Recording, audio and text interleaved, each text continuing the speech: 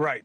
And he got off, we believe, as many as 8 rounds, killed somebody, injured 2 other people. I mean, this is an unmitigated disaster. Now, Stu, to be fair, it's not the FBI's fault, right? They weren't in charge of security. The Secret Service was, and they're supposed to be investigating the plot, so I can get how the ballistics may not be top of mind for Ray, but what do you want the FBI to find out, Stu?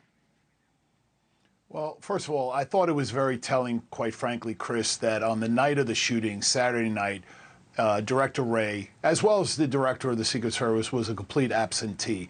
There was no more important time, given the instability of our democracy, that the American people were deserving of having at least the director of the FBI reassure everybody that everything was going to be done to get to the bottom of this. And Director Ray, only because yesterday he appeared before Congress, and literally his statement was completely irresponsible and, quite frankly, repugnant with respect to then pulling down the curtain. And I know I am the biggest supporter of the FBI, but I've been critical at times.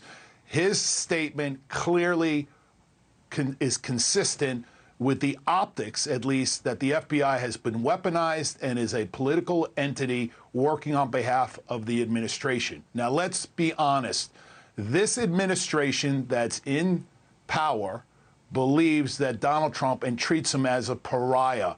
There is no doubt that the Secret Service was deficient in the necessary assets and resources that on any other day for any other person would have been in place to ensure not only the former president's safety, but the general welfare and the safety of the people attending that rally. Well, my concern, let me just finish, Chris. My concern is there is a passive undercurrent. There's a passive undercurrent where there's a contingency that knew that with the absentee of those necessary assets and resources, they left Donald Trump vulnerable for a potential assassination. And what I can't understand is, and Ray said it yesterday, the investigation of the deficiencies of the Secret Service fall upon the Inspector General and on the Secret Service. No. Don't we want to know if there was a passive, concerted effort for plausible deniability that somehow they left him vulnerable for the very outcome? Don't we want to know that? Yes, and shouldn't that be the FBI who conducts that? We do, but yes, that's fine.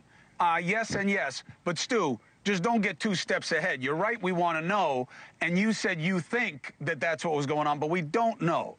And let me end with you, Wait a minute, wait, Chris. Wait, Chris. You have a guest here who's a former Secret Service. You ask him on any of his missions and any of on the protective details, if he ever had a scenario where the assets and resources were deprived or deficient as they were 2 weeks ago on Saturday. Ask him. But that's not the question. Here's the question for Charles. Sure Do you believe that what happened to Trump... No, Stu, here's the question. I guarantee you, you'll like it better, or you should anyway. Yeah. Charles, do you believe that what we saw on that Saturday is explained by the Secret Service setting Donald Trump up to be an easy target? No. Do I think it's the politicization of the Secret Service? Absolutely not. Do I think there's mismanagement of resources that need to be explained? Absolutely. Should there have been a denial of resources to not match the overall threat level of the country and the threat level of the former president? Absolutely.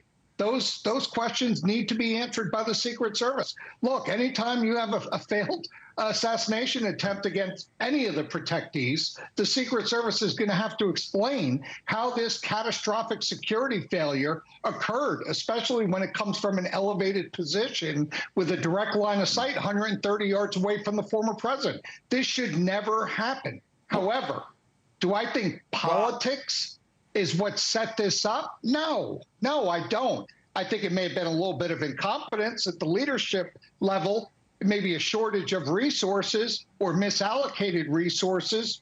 But do I think it was politically driven? No, I don't. Well, I'll tell you who wasn't involved in it, no matter what it was, and I thank you both for being on the show. The men and women that dived onto Trump. To paraphrase Eric Trump, who came on with us the first night of the RNC, he has nothing but love, and his father has nothing but love and respect for the men and women who gathered around him and helped him get off. Stuart Kaplan, the questions are real, and I'm with your suspicions. Hey, thank you for watching. Please go to newsnationnow.com, newsnationnow.com, and you can find NewsNation on your television provider. And don't forget to click the red subscribe button down below. Then you will get more of NewsNation's fact-driven coverage.